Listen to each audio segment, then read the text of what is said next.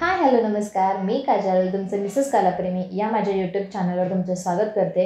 तर आज मी डॅन्ड्रफसाठी एक भन्नाट असा उपाय घेऊन आलेली आहे। तर हा व्हिडिओ तुम्ही शेवटपर्यंत नक्की बघा। केसात डॅन्ड्रफ झालाय, केस ड्राय पण झालेत, तर टेन्शन घेऊ नका। तुमच्यासाठी भन्नाट असा घरगुती उपाय घेऊन आलेली आहे। तर तो उपाय काय आहे चला बघूया। तर एक पातेलं घ्यायचं आहे, त्या पातेल्यामध्ये 1 ग्लास पाणी घ्यायचं आहे आणि ते पाणी गरम करायला ठेवायचं आहे। पाणी गरम होत आहे तोपर्यंत आपल्याला कोकोनट ऑइल घ्यायचं आहे, एका वाटीमध्ये काढायचं आहे आणि जेवढं आपल्या केसांना हवं आहे तेवढंच तेल घ्यायचं आहे। त्याच्यामध्ये 2 कापुराच्या वड्या घ्यायच्या आहेत।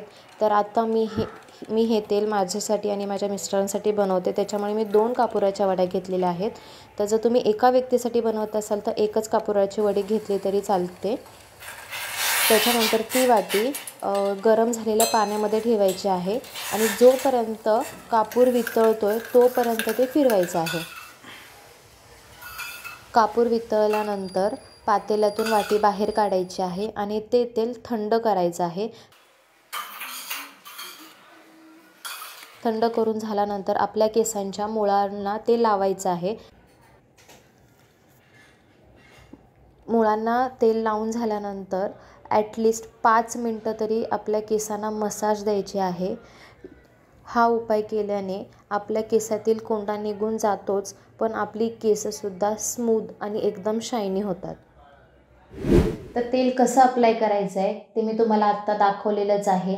ज्यांना जास्त डॅन्ड्रफ आहे त्यांनी आठवड्यातून ॲटलिस्ट हे 3 वेळा तरी यूज करायचं आहे तेल।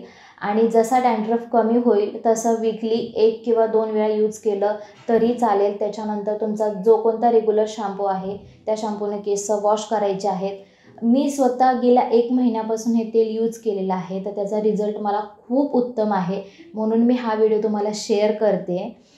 तर तुम्हाला माझा व्हिडिओ कसा वाटला हे मला कमेंट बॉक्समध्ये नक्की सांगा। प्लस तुम्हाला त्या तेलाचा रिझल्ट कसा येणार आहे तेही मला नक्की कमेंट करून सांगा। आणि माझे व्हिडिओ आवडत असतील तुम्हाला तर लाईक, शेअर आणि माझे चॅनल सबस्क्राईब करायला विसरू नका। धन्यवाद।